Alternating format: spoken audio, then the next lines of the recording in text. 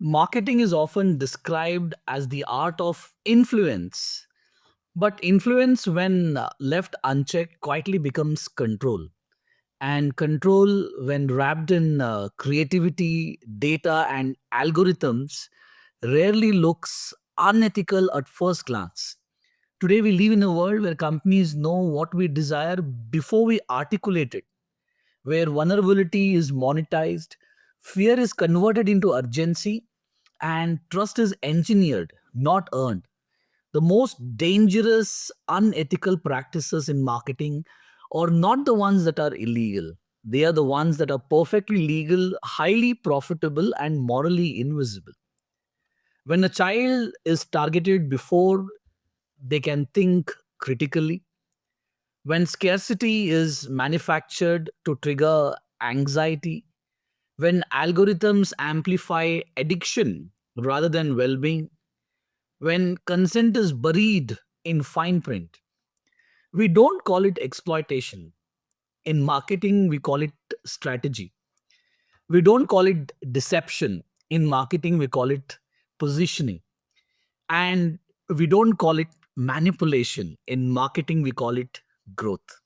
Well, this session is about not blaming the brands, it's about examining ourselves as marketers, strategists, educators, and decision makers. Because the real question is not whether unethical marketing exists. The real question is how much of it have we normalized and how much of it have we personally justified. Today, we will explore the dark gray areas, the ones without court cases, some with headlines and some without clear villains, because that is where every unethical marketing truly lives. Marketers resort to unethical practices due to immense pressure for short-term profit, and of course intense competition drives them to undertake such manipulative practices, and also a desire to manipulate consumer psychology, leading to deceptive advertising, exploiting vulnerabilities, predatory pricing, or data misuse, or in pursuit of quick gains, customer acquisition, and brand dominance. Despite the long term risk to trust and reputation, marketers are resorting to these unethical practices. So, how do we define unethical marketing practices? Unethical marketing practices refers to actions or strategies that violate moral principles, laws, or industry standards, often with the intent of gaining an unfair advantage or misleading consumers. On the other hand, when we talk about ethics, what are ethics? Ethics are a set of moral ideas that influence how organizations make decisions. Marketing ethics refers to deliberate application of moral principles to marketing decisions and all other business operations in the organization.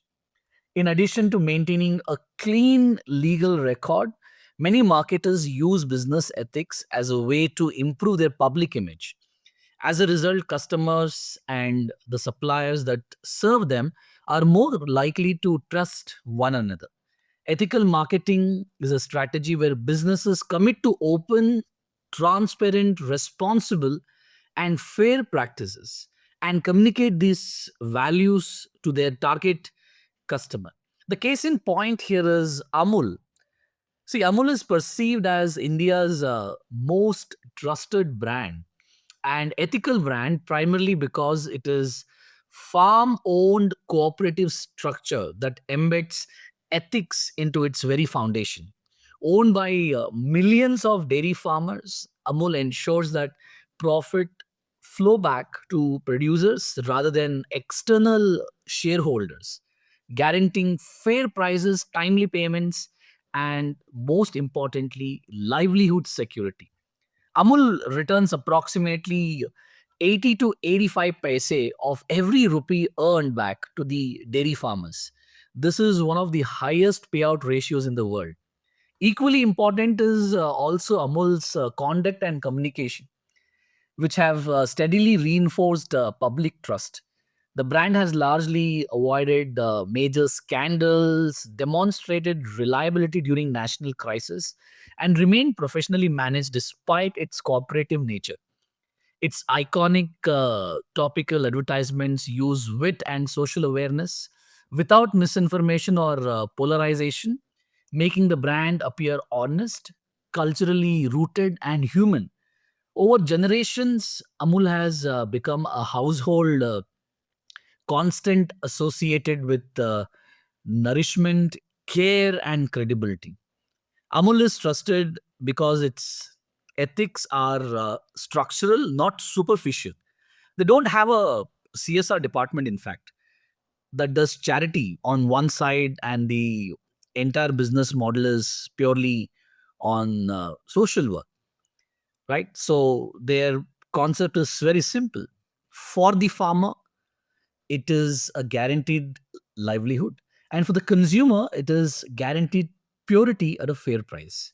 Now, as a result, the trust in Amul is not driven by marketing claims, but by a long history where ethical intent, transparent behavior, and social purpose have consistently aligned at a scale.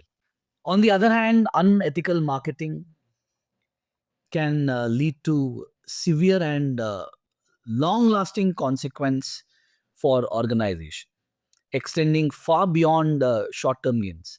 Misleading claims, deceptive advertising, data misuse, or exploitation of consumer vulnerabilities erode trust, which is difficult and often impossible to rebuild once lost.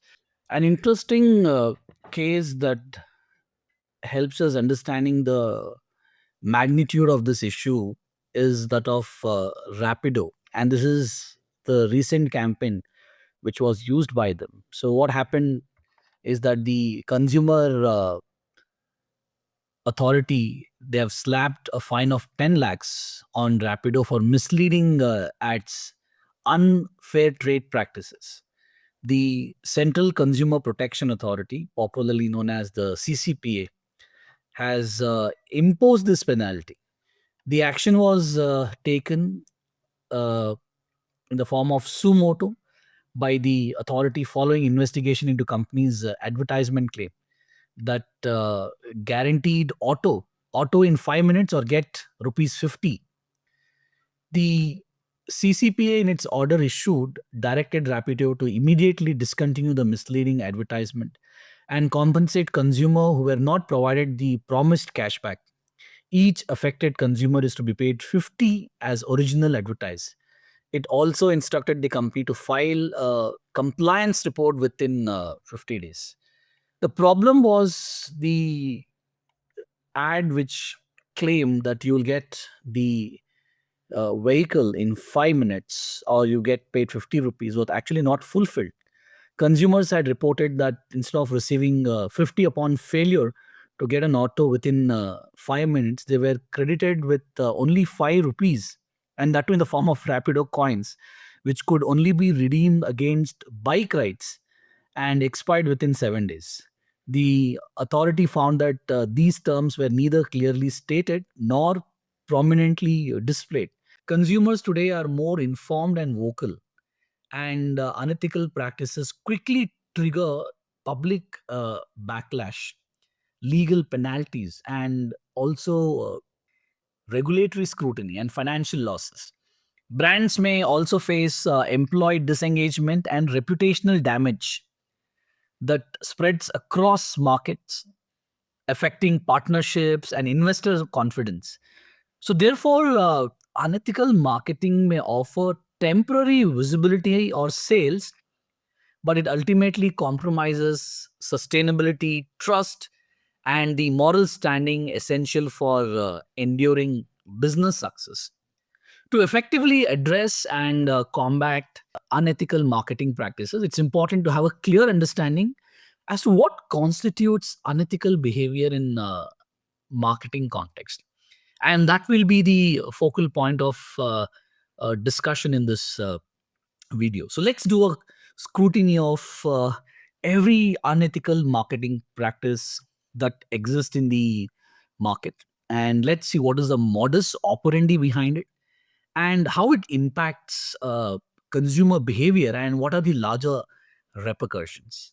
So let's begin with the first one. The first one is causing public offense. See, unethical marketing can cause public offense when advertisements or campaigns ignore social values, cultural sensitivities, and moral boundaries, especially in a country like India, where people are very much affiliated and affectionate about their culture and values. This can be dangerous, right?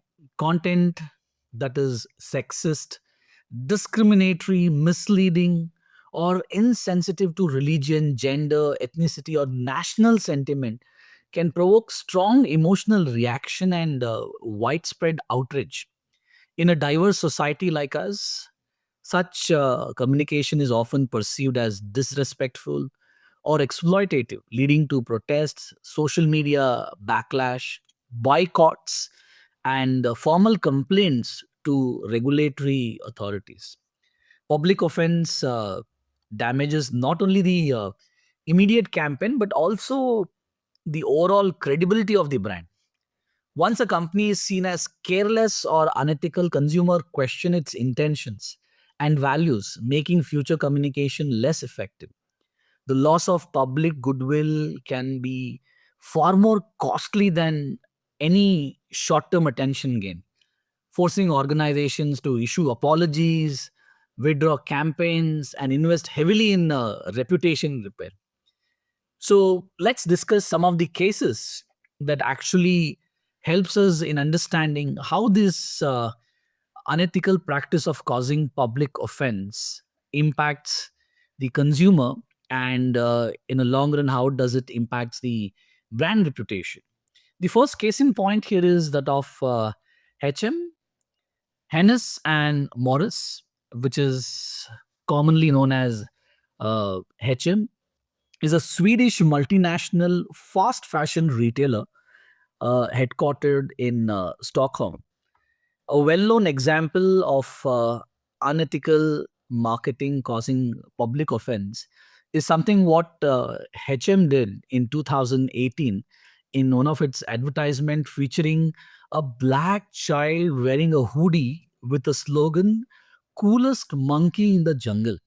The phrase, when placed in a racial context, was widely perceived as racially insensitive and offensive, reinforcing harmful stereotypes.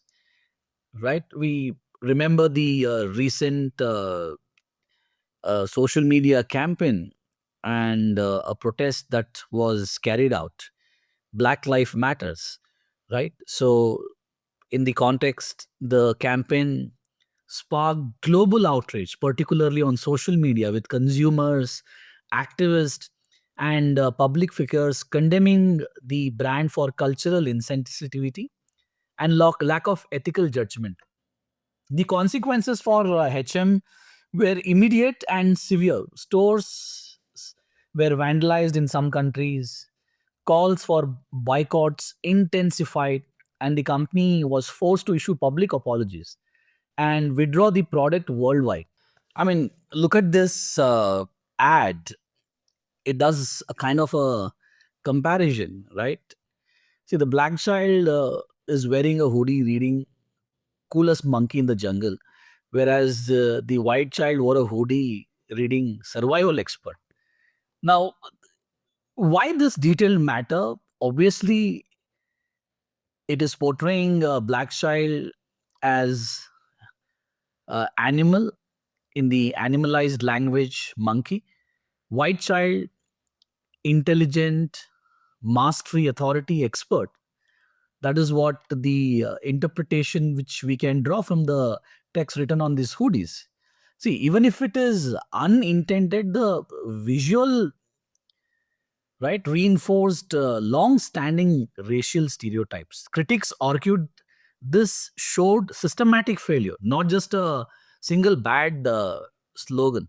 The issue wasn't only the word monkey, it was the comparative framing within the campaign, which made the racial implication unmistakable to the audience worldwide. I also want to discuss another case to explain the same unethical marketing practice that is causing public offense. And this time I have taken the case from our own country. And let's see how this uh, case highlights the problem of causing public offense. Durga Puja and Navratri are Hindu festivals celebrated annually in India. Goddess Durga is worshipped in both festivals. Despite the fact that both festivals are observed around the same time, the regions and traditions are different, something which we all are well versed of, right? The kind of diversity we have within the cultures. Now, Navratri is celebrated in the western and northern parts of India, whereas Durga Puja is celebrated in the east, particularly in Bengal state. While Navratri is a 9-day fast uh, is while Navratri is a 9-day fast during which worshippers refrain from eating eggs, meat, onions, or garlic, Durga Puja is a time when Bengalis indulge in a variety of non-vegetarian delights. During the Hindu festivals of Durga Puja and Navratri, Fortune Foods, a well-known FMCG brand, launched an ad campaign called Peto Pujo, meaning worshipping the stomach. A Durga Puja themed advertisement depicting the consumption of non vegetarian meals. The advertisement depicted a Bengali couple eating non vegetarian food, especially mutton and fish dishes, which is a common practice in West Bengal during the festival. But what happened was this advertisement of Fortune cooking oil was interpreted in different perspective. Many people were offended by the advertisement since they don't eat non-vegetarian food during Navratri.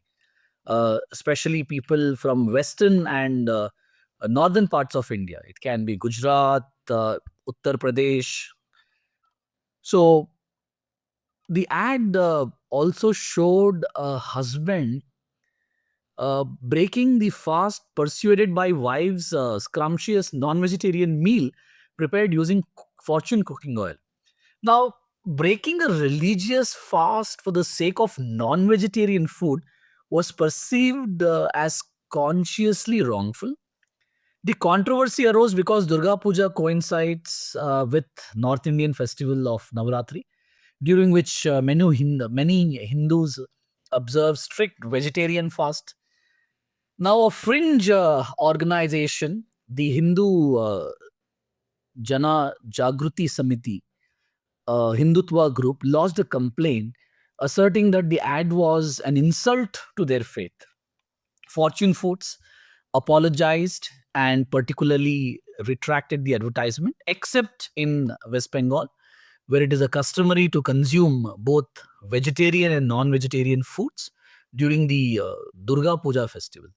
This apology is in turn angered some Bengalis who felt that the brand was disowning their cultural practices. Fortune apologized and pulled up the English version but defended the Bengali ad, highlighting cultural differences in celebrating Pujo, sparking debate about religious sentiment versus regional food culture, with Bengalis defending their traditional feasts. So, to prevent causing serious or widespread offense and harm, it is worth taking the time to ensure the context, medium, and audience are all taken into account while creating advertising. The advertisement must not contain anything that could cause major or widespread offense, and specific care must be taken to avoid offending on the basis of race, religion, gender, sexual orientation, impairment, or age. Moving on to another very popular unethical marketing practice that exists is the exploitation of emotions. Yes, emotional exploitation. We assume our buying decisions are sensible, but this is rarely the case. Our emotions have a significant influence on them. When we have to make decision, emotions from similar situation in the past influence the options we examine. These feelings give rise to preferences, which then lead to a decision. Using emotions in ads directly affects the buying process of a target audience. These ads strategically manipulate consumers' feelings and stimulate the emotional triggers that influence how we make decisions. What's interesting here is that research reveals customers buy on emotions and justify with logic. While emotionally exploitative advertisement strategies can produce quick results, they also have a negative side. They tend to alienate or insult people they don't work on.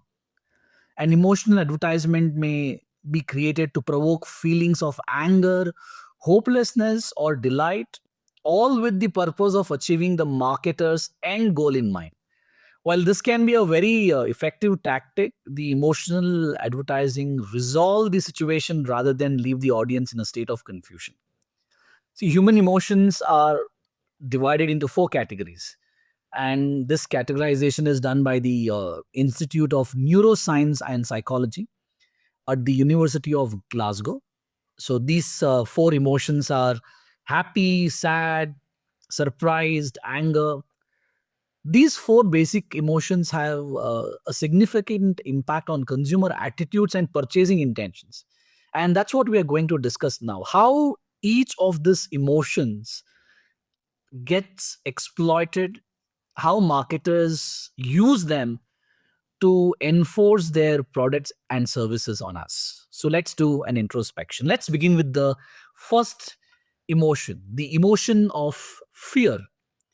The use of fear in unethical marketing involves deliberately creating or exaggerating threats to influence consumer behavior rather than providing balanced and factual information.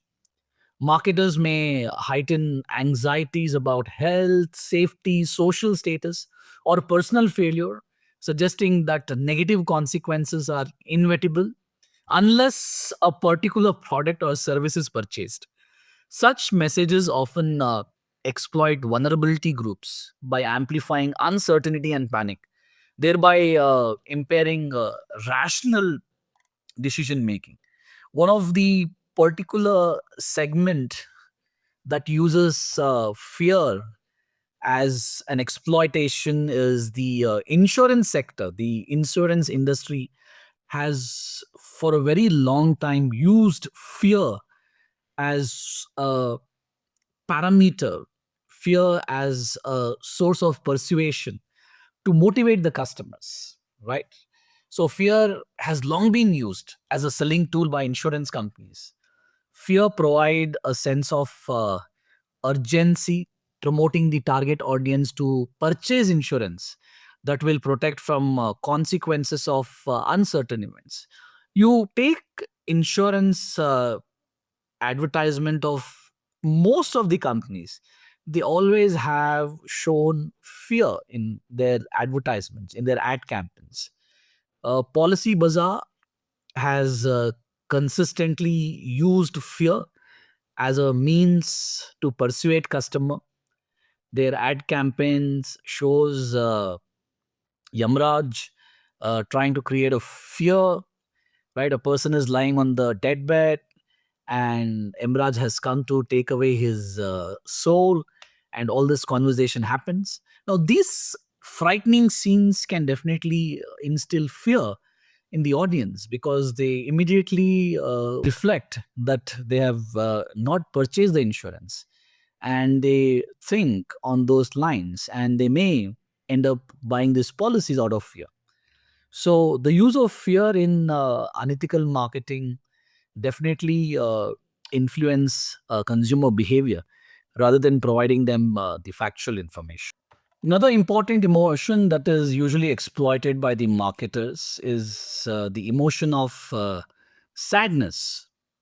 In unethical marketing, the emotion of sadness is often deliberated, evoked to manipulate consumer behavior rather than to inform or support.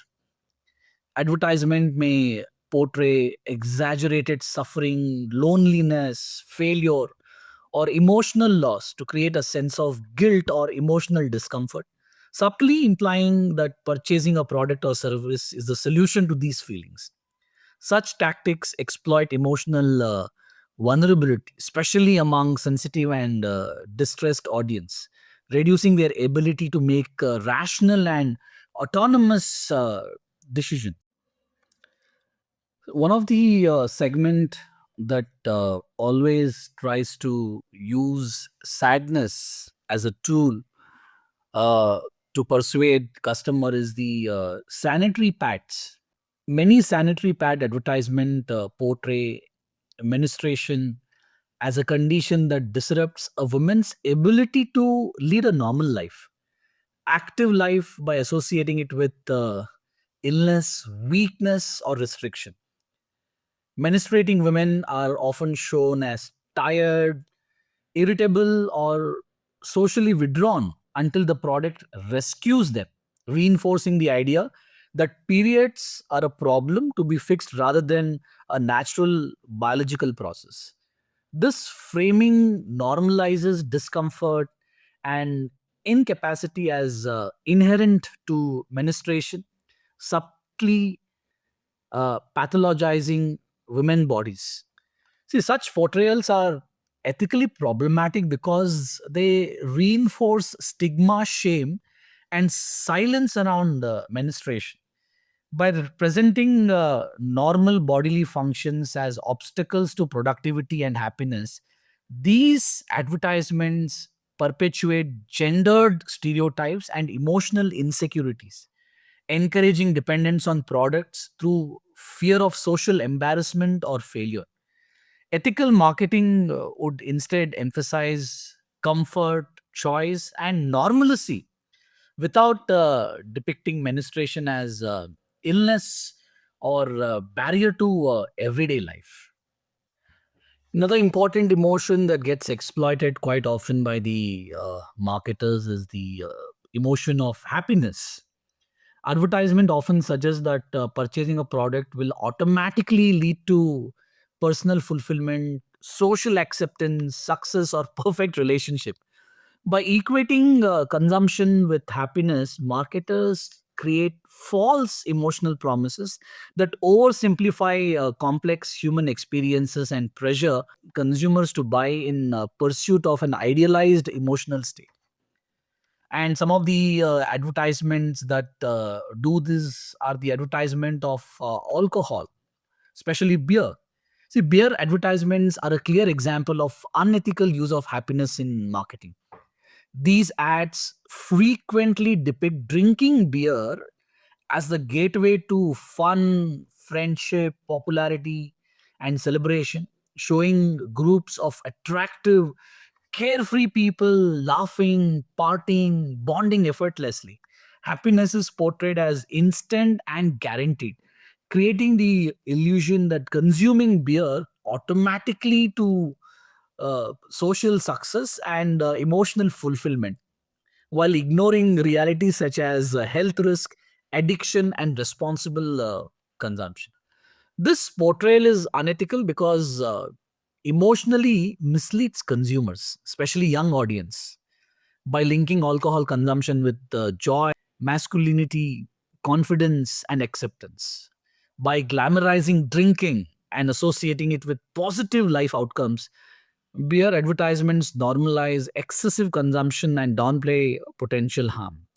The manufactured happiness serves commercial interest rather than consumer well being, turning a complex emotional state into a marketing tool for increased sales. The next emotion is one of the strong emotions of our human psychology, and this emotion is the uh, anger. The use of anger in unethical marketing involves deliberately provoking frustration, outrage to capture attention and drive consumer action. Brands may highlight perceived injustices, blame competitors, exaggerate social problems, or create an us versus them narrative to emotionally charge audience.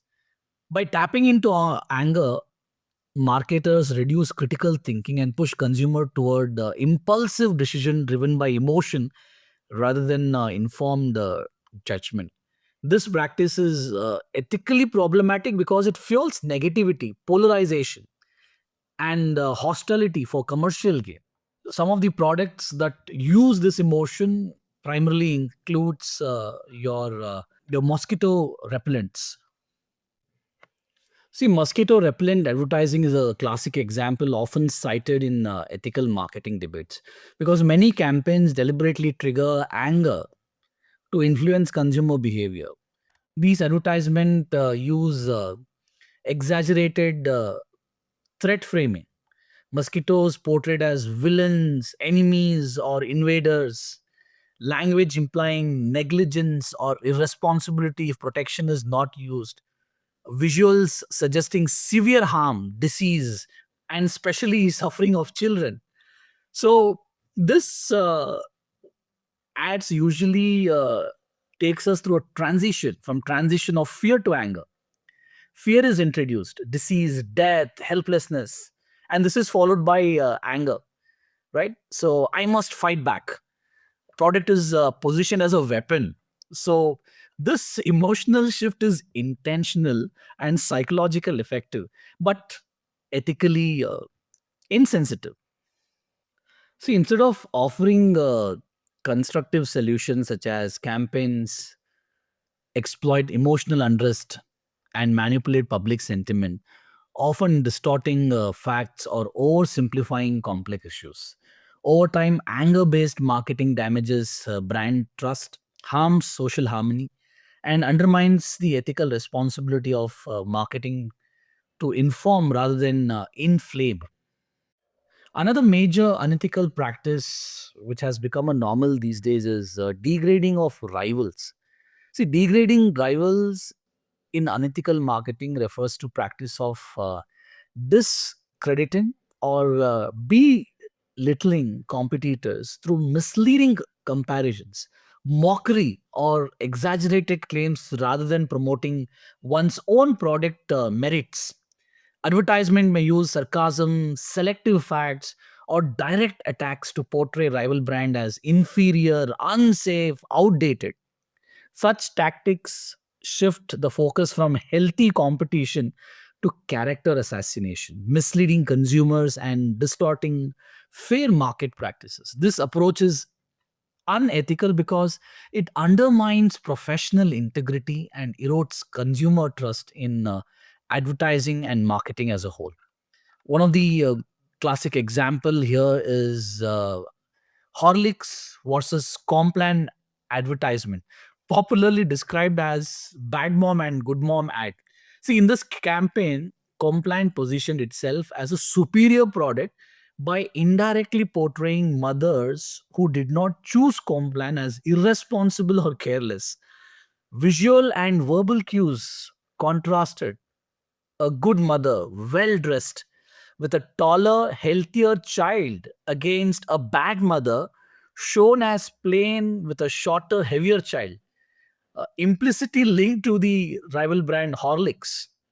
See, this form of comparative advertisement crossed ethical boundaries by degrading both the rival brand and consumer, particularly mothers, through shaming and stereotyping. Instead of focusing on factual nutritional benefits, the ad relied on emotional manipulation, social judgment, and suggesting that a child's physical growth and a mother's competence depends solely on brand choice.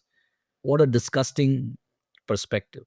See, such messaging undermines fair competition, damages brand credibility, and reinforces harmful social pressures, making it a textbook case of unethical rival degradation in marketing.